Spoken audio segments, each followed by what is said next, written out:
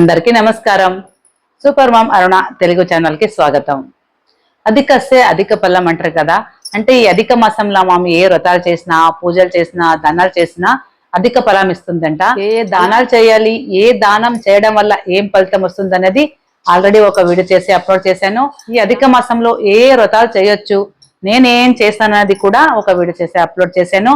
అలాగే సూక్ష్మంలో మోక్షం అని చిన్న చిన్న వస్తువులు దానంగా ఇస్తూ, అంటే రోజు ఈ అధిక మాసం ఒక నెల పూరా చిన్న చిన్న వస్తువులు ఏ రోజుకి ఏ దానం ఇవ్వాలనేది కూడా ఒక వీడియో చేసి అప్లోడ్ చేశాను. అలాగే ఈ అధిక మాసంలో ముగ్గు వేయడానికి చాలా ప్రశస్తం ఉంది. ముగ్గులు వేయాలి అన్నది కూడా ఒక వీడియో చేసి అప్లోడ్ చేశాను. ఇంకా చెప్పుకుంటూ పోతే చాలా విశేషమైన ఈ అధిక మాసం ఉంది. అందుకని ఒక్కొక్కటి మీతో షేర్ చేసుకుంటా పోతాను. ఈ వీడియోలో ఈ అధిక మాసంలో పూజలు చేస్తే చాలా మంచిది. ఇప్పుడు సత్యనారాయణ పూజ జరిపించుకుంటారు, లక్ష్మీ పూజ జరుపుకుంటారు. అలాగే ఈ వీడియోలో శంభులింగం పూజ అంటారు, మరియు 16 సోమవార వ్రతం అంటారు, అంటే 16 సోమవారాల వ్రతం అంటారు. అది ఎలా చేసుకోవాలి అధిక మాసంలో అన్నది మీతో షేర్ చేసుకుంటాను. ఈ 16 సోమవారాల వ్రతం చేయాలంటే మీరు ఫస్ట్ కొన్ని నియమాలు ఉన్నాయి. ఆ నియమాలు మేము పాలిస్తాం అంటేనే ఈ వ్రతాలను చేయండి, లేకుంటే వద్దు. ఇప్పుడు నేను ముందుగా చెప్పాను కదా వ్రతాలు, అవి చిన్న చిన్నవి. మీరు 33 చేయాలని చెప్పాను, 33 చేసినా వస్తుంది. మాకు కుదరలేదంటే మీకు 5, 9 ఎంత 11 ఎంతైనా చేయొచ్చు. కానీ ఇది అలా కాదు. ఒక వారం చేసి ఒక వారం వదిలేస్తే అది కాదు. ఒకసారి పట్టుకున్నాక కంప్లీట్ చేయాల్సిందే. ఏమేం నియమాలంటే, ముందుగా పుట్టమన్ను కావాలి. ఎక్కడ పుట్టమన్ను దొరుకుతుందో అది చూసుకోండి. తర్వాత దీనికి బిల్ పత్రి కావాలి, మారేడు దళాలు అంటారు కదా, అది కావాలి. దాంతో పాటు ఆవు ఉండాలి. మీరు పూజ చేశాక ఆవుకి నైవేద్యం పెట్టాలి, ఆవు పూజ చేసి. అది కూడా ఎక్కడుంది, గోశాలకి వెళ్ళైనా మీరు కనుక్కోవచ్చు, లేకుంటే మీ దగ్గరలో ఎక్కడ దొరుకుతుంది అన్నది కూడా మీరు చూసుకోవాలి. తర్వాత ఆ రోజు నాన్ వెజ్ తినకూడదు, మరి బ్రహ్మచర్యం పాటించాలి. ఆ రోజు ఉపవాసం ఉండాలి. అలాగే ఈ పూజ చేశాక మేము చేసింటాం కదా శివలింగాలు, అవన్నీ పారే నీరు నది కానీ ఏ దాంట్లైనా విసర్జన చేసుకోరావాలి. ఇదంతా మాకు చేయడానికి అనుకూలం ఉంది అంటేనే ఈ వ్రతం పట్టండి. అలాగే మీ ఇంట్లో ఎవరైనా ఉంటారు కదా పెద్దోళ్ళు, వాళ్ళకు కూడా మీరు ఇలా చేస్తున్నాను అని వాళ్ళని అడగండి. ఎందుకంటే మీరు పూజ చేసినప్పుడు వాళ్ళకి ఇష్టం లేదనుకోండి, వాళ్ళ నుంచి ఏమన్నా ఇబ్బంది అయితే ఆ పూజకి బాగుండదు కదా. అందుకనేసి మీరు అందరినీ కనుక్కొని ఈ పూజ స్టార్ట్ చేయాలి. అలాగే పూజకి 16 సోమవారాల వ్రతం బుక్ అంటే పూజ అంగట్లో కానీ అతో బుక్ స్టాల్ కానీ దొరుకుతుంది. ఒక వ్రతం బుక్ తెచ్చుకోండి. ఇంట్లో శివుడు, పార్వతి, గణేష, సుబ్రహ్మణ్య స్వామి అందరు కలిసింది ఒక ఫోటో ఉంటుంది కదా, అది కూడా ఈ పూజకి కావాలి. మీకు అభిషేకం చేసుకుంటానంటే ఒక చిన్న లింగం కూడా కావాలి. ఇవన్నీ మాకు వీలు అవుతుంది అంటేనే ఈ పూజ పట్టుకోండి. ఈ పూజ చేస్తే మీకు ఇష్టార్థాలు ఏమే ఉండని, మీ పెద్ద కోరికలు గాని చిన్న కోరికలు గాని, ఇది కానే కాదు అనుకున్నవి కూడా భక్తితో చేస్తే అవుతాయి. ఇది నా సొంత అనుభవము. నేను చేసినప్పుడు నాకు అలాగే అనిపించింది. అలాగే ఇది ఒక్కరే చేసే వ్రతం కాదు, ఇంట్లో ఒకరు ఉండాల్సింది. ఎందుకంటే ఆ రోజు మేము కారం, ఉప్పు, ఉలి అలా ఏమి ముట్టుకోకూడదు, చాలా మడితో ఉండాలి. అందుకని నేను పూజ చేసేటప్పుడు మా అమ్మనే నా దగ్గరకు వచ్చి ఇలా చేయని చెప్తే, నేను ఆ రోజంతా పూజ తప్పితే నాకు ఇంకేమీ వంట లేదు, కసు ముసర ఏమి చేసలే నేను ఆ రోజు. మీరు కూడా అలాగే మీకు సహాయానికి ఎవరికైనా మీరు ఇంట్లో పెట్టుకొని ఈ పూజను స్టార్ట్ చేయాలి. మీ దగ్గరలో పుట్టుమన్ను ఉంది, సోమవారం రోజే తెచ్చుకోవచ్చు అంటే ఆ రోజు తెచ్చుకోవచ్చు, లేకుంటే 1 డే బిఫోర్ అయినా తెచ్చుకోవచ్చు.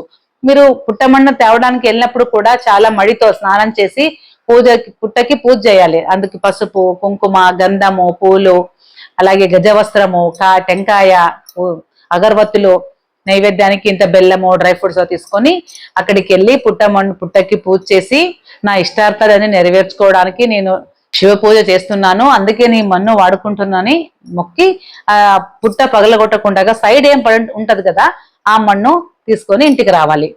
ఇంట్లో మీరు ఎవరు తగనట్ల పక్కకు పెట్టాలి. 1 వారం తెస్తే అదే కూడా నెక్స్ట్ 4 వారాలు వాడుకోవచ్చు. లేదు మాకు దగ్గరలో ఉందంటే సోమవారం కూడా మార్నింగ్ మీరు స్నానం చేశాక తెచ్చి పెట్టుకోవచ్చు. ఇది ఉపవాసం చేయాలని చెప్పాను కదా, సండే నైట్ మీరు ఏం తింటారు కదా, అదే ఇంకా మండే మార్నింగ్ లేచినప్పటి నుంచి మీరు ఏమీ తినకూడదు. ఈవినింగ్ పూజ చేశాక ప్రసాదం చేస్తారు కదా నైవేద్యము, అదే తినాలి. మీకు మార్నింగ్ లేచినప్పటి నుంచి పూజకి ఏమేమి కావాలి, పూలు కావాలి, బిల్పత్రులు కావాలి, మారేడు దళాలు లాంటివి కదా, అది కూడా 108 మీరు లెక్క పెట్టి తీసుకోవాలి. అవి ఒక్కొక్కసారి ఒక దళం కట్ట అయింటది, 2 దళాలు ఉంటాయి, అలాంటివి వాడకూడదు. 2 దళాలు ఉన్నవి వద్దు, 3 దళాలు ఉన్నవి ముక్క వేయకూడదు. అలాంటి ఒక 108 సపరేట్ గా ఏరి పెట్టుకోండి. అలాగే కొన్ని అర్చన చేస్తాం కదా, అప్పుడు విడి పూలు కావాలి, ఒక హారం వేయడానికి కట్టిన మల్లెలు కానీ చామంతులు కానీ ఏదైనా పూలు రెడీ చేసుకోవాలి. అలాగే అక్షంతలు కలుపుకోవాలి. తెల్ల అక్షంతలు వేస్తే చాలా మంచిది, శివునికి తెలుపు కదా, అందుకని మీరు అక్షంతల్లో కొద్దిగా నెయ్యి కొద్దిగా విభూతి వేసి కలిపి పెట్టుకోవాలి. గజవస్త్రం చేసుకోవాలి. గజవస్త్రం ఇప్పుడు రెడీమేడ్ దొరుకుతుంది, అది కూడా మీరు తెచ్చుకోవచ్చు. ఇంకా వినాయకుని పూజ చేసుకోవాలి కదా, వినాయకుడి విగ్రహం గాని పటం గాని తీసుకోవాలి. అలాగే ఇంట్లో శివలింగం ఉందంటే పంచాభిషేకం చేసుకోవడానికి పంచామృతంకి ఏమి కావాలా, పాలు, పెరుగు, నెయ్యి, తేనె, చక్కెర అది తెచ్చుకోవాలి. పండ్లు తెచ్చుకోవాలి. దేవునికి నైవేద్యం చేస్తాం కదా, దానికి గోధుమలు తెచ్చి వేయించి పొడి చేసుకోవచ్చు. లేకుంటే రవ కూడా వస్తుంది కదా, గోధుమ రవ, అది కూడా నెయ్యిలో కొంచెం వేసి పొడి చేసి దాంట్లో బెల్లం వేసి నెయ్యి వేసి ముద్దలు కట్టాలి. మా సైడ్ అయితే మాల్దీ అని చేస్తారు, మీరు మాల్దీ కూడా చేసుకోవచ్చు. మీరు ఇంట్లో ఎంత మంది ఉంటారు దాన్ని బట్టి కేజీ, అర్ధ కేజీ, పావు కేజీ తీసుకోవాలి. ఇంట్లో మరిన్ని మంది ఉన్నారు, ఆ పూజకు వస్తారు, వింటారు, ఆ కథ వింటారు అంటే మీరు కొంచెం కేజీ అయినా చేసుకోవచ్చు. లేదు కొంచెం మంది అంటే అర్ధ కేజీ చేసుకోవచ్చు. లేదు మా ఇంట్లో సంక్షిప్తంగా చేసుకుంటున్నామంటే ఒక పావు కేజీ అయినా తీసుకొని బాగా దాన్ని బెల్లం వేసి చేసి నెయ్యి వేసి ముద్దలాగా చేసుకోండి. మీకు మాల్దీ చేయడానికి వస్తుందంటే మాల్దీ కూడా చేసుకోవచ్చు. అది ఎలా అంటే ఒకటి మీకు తినడానికి, మీరు తినడానికి ఎంత అవుతుందో అంత ఒక చిన్న ఉంట చేసుకోండి. ఒకటి మీ ఇంట్లో ఎంత మంది ఉన్నారో పంచేవాళ్ళు చాలా మంది ఉంటే కొంచెం పెద్దది చేయండి. ఇద్దరు ముగ్గురే ఉంటే ఇంతే చాలు. ఇంకొకటి ఆవుకి నైవేద్యంగా పెడతాం కదా, 3 భాగాలు చేసి రెడీ చేసి పెట్టుకోవాలి. మరి ఈవినింగ్ మీరు ఎక్కడ పూజ చేయాలనుకుంటారు, పూజా రూమ్ లో కానీ లేకపోతే ఇక్కడ సైడ్ ఎక్కడైనా కూడా చేసుకోవచ్చు. అంటే ఎవరు తగలకూడదు, డేట్ అయిన వాళ్ళు కానీ పులుపు కానీ ఉప్పు కానీ ఏమి టచ్చే లేదు ఆ రోజు, అంతా మీరు మడితోనే ఉండాలి. అక్కడంతా క్లీన్ చేసుకొని ఒక పీట తీసుకొని పీట పైన బియ్యం వేసి పార్వతి పరమేశ్వరుడు ఉంటారు కదా, ఆ ఫోటో పెట్టుకోవాలి. ఆ ఫోటో పెట్టాక ఒక పీట పైన ఆకులు పెట్టి ఆకుల పైన మీరు పుట్టమని తెచ్చింటారు కదా, దాంతో లింగాలు చేసి పెట్టుకోవాలి. లింగాలు ఎలా చేయాలి అంటే మీరు మన్ను మొత్తం చిన్నగా దంచాలి, దంతి జరడి పెడితే ఇంకా మంచిది, అంటే లింగాలు బాగా వస్తాయి అన్నమాట. నేనైతే అలాగే చేశాను. జరడి బట్టి నిండు కడవ నీళ్లు ఉంటాయి కదా, వేసి బాగా నాదాలి. మీరు ఎంత బాగా నాదితే అంత జిగి వస్తుంది. 4 లింగాలు చేయాలి. మీరు పాణివాటము డిజైన్ చేస్తే ఏదైనా ముక్క అయితే మరీ అనుమానం వస్తుంది. అందుకని కొంచెం పైన శివుని లింగ ఆకారము చుట్టూ ఇలా పాణివాటం ఇంతే చేసుకున్నా చాలు చేసి ఆకు పైన పెట్టి దాని గంధం విభూతి కుంకుమ పెట్టి అలంకరించాలి. ఇక్కడ రెడీ చేసుకున్నాక ముందుగా వినాయకునికి పూజ జరుపుకోవాలి. ఏ పూజ చేసినా ఫస్ట్ వినాయకునికి పూజ చేయాలి. వినాయకుడి విగ్రహం ఉంటే విగ్రహం తీసుకోండి, లేకుంటే ఒక ఒక్క గాని ఫోటో గాని పెట్టుకొని దానికి కూడా పసుపు, కుంకుమ, గంధం, గజవస్త్రం, పండ్లు, నైవేద్యానికి ఇంత బెల్లము పుట్నాలో పెట్టి గరికి ఎక్కించి మొక్కితే ఇంకా మంచిది. ఈ శివ పూజ జరుపుకుంటున్నాను, దీనికి ఏ విఘ్నాలు రాకుండా కాపాడని గణపతికి మొక్కుని పూజ స్టార్ట్ చేయాలి. మీరు నేను బుక్ తెచ్చుకోవాలని చెప్పింటి కదా, అందులో ఆ బుక్ చూసి అప్పుడు దాంట్లో అంతా రాసింటారు, సంకల్పం ఎలా చేసుకోవాలి, సహస్రనామాలు అష్టనామాలు ఎలా చదువుకోవాలి అందరూ రాసింటారు. అప్పుడు ఆ బుక్ అంతా చూసుకొని మీరంతా పూజ చేసుకోవాలి. చివరిలో నైవేద్యం పెట్టింటారు కదా, కాయ కొట్టి మంగళారతి చేయాలి. అది ఒక ఉండ తీసుకొని ఆవుకి ఎక్కడ ఉంటుంది కదా అక్కడ పూజ చేసుకోవడానికి అన్ని పూజ సామాన్లు తీసుకొని ఆ నైవేద్యం తీసుకొని, కొంతమంది అయితే ఆవుకి ఒడి కూడా నించుతారు. అలా ఉంచాలనుకుంటే ఒక బ్లౌజ్ పీస్ లో ఇంత బియ్యము, కొబ్బరి గిన్నె, ఉత్తొత్తులు, ఆకు, ఒక్క పసుపు కుంకుమ వేసి తీసుకొని ఆకు కూడా కట్టి రావచ్చు. లేదు మేము పూజ చేసుకుంటామంటే పూజగానే చేసుకోవచ్చు. పూజ చేసి ఆవుకి ఒక నైవేద్యం ఉంటుంది కదా అది తినబెట్టి ఇంటికి రావాలి. ఆ తర్వాత మీరు అందరు మీ ఇంట్లో ఉంటారు కదా, వాళ్ళకి ఇంకో భాగం చేసింటారు కదా, ఆ నైవేద్యం తీసి అందరికి పంచాలి. తర్వాత మీరు మరి దేవుని దగ్గర కూర్చొని మీ కోరికలు ఏమున్నాయో ఇంకో పని సంకల్పం చేసుకొని మీకని ఒకటి చిన్న చేసుకుని ఉంటారు కదా, ఎందుకంటే పెద్ద చేసుకుంటే అంతోటి తినలేం మేము.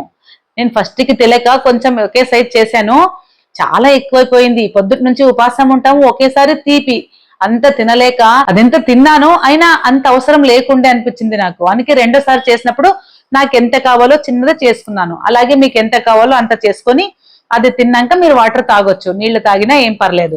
ఇంకా నెక్స్ట్ డే మార్నింగ్ స్నానం చేసి అన్ని తీయాలి. పూజకి ఏం పెట్టింటారు కదా, ఇంత పువ్వులు, అక్షంతలు అన్ని తీసి ఒక డబ్బాలో పెట్టాలి. ఎందుకంటే ఇంకా 3 వారాలు చేశాక దాన్ని చేయాలి కదా విసర్జన, అందుకనేసి.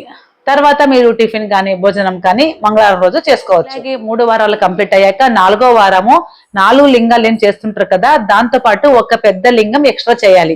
5 లింగాలు చేయాలి. కొంతమంది అయితే 4 చేసి కూడా సరి చేస్తారు. మా సైడ్ అయితే ఒక లింగం ఎక్స్ట్రా చేస్తారు. కొంత సైడ్ అయితే 16 చేస్తారంట. మీరు కనుక్కోండి, చేసిన వాళ్ళు ఎవరన్నా ఉంటే అలా చేసుకోండి. నేను ఒకటి పెద్ద లింగం కూడా చేశాను. చేసి లాస్ట్ రోజు 5 లింగాలు పెట్టి పూజ చేసి నెక్స్ట్ డే మంగళవారము అవన్నీ తీసి అన్ని డబ్బాలు పెట్టింటారు కదా, ఇది కూడా అదే డబ్బాలో పెట్టాలి. దీన్ని విసర్జన ఎలా చేయాలంటే పూజ చేసి గంగమ్మ పూజ చేసి మీరు తీసుకొని పోయింటారు కదా లింగాలు అన్ని ఒక దడం పైన పెట్టి అవిటికి మరోసారి పూజ చేసి కాయ కొట్టి అన్ని ఏట్లో వదలాలి. నేను ఈ ఇష్టార్థ కోసం నేను శివుని పూజ చేశాను, ఇది నెరవేరిందనేసి అన్ని గంగమ్మలో కలపాలి. ఇలా చేస్తే కంప్లీట్ వ్రతం అవుతుంది. ఈ అధిక మాసంలో 4 వారాలు వస్తాయి కదా, లేడీస్ కి పీరియడ్స్ వస్తుంది. పీరియడ్స్ వచ్చిన వారము చేయకూడదు. ఒక వారం ముందు వారం అధిక మాసం అయిపోయినా పర్లేదు, ఇంకో వారం ముగింపు చేసుకోవచ్చు. తెలుసుకున్నారుగా ఈ శంభులింగం పూజ ఎలా చేసుకోవాలి అనేది. నమస్కారం.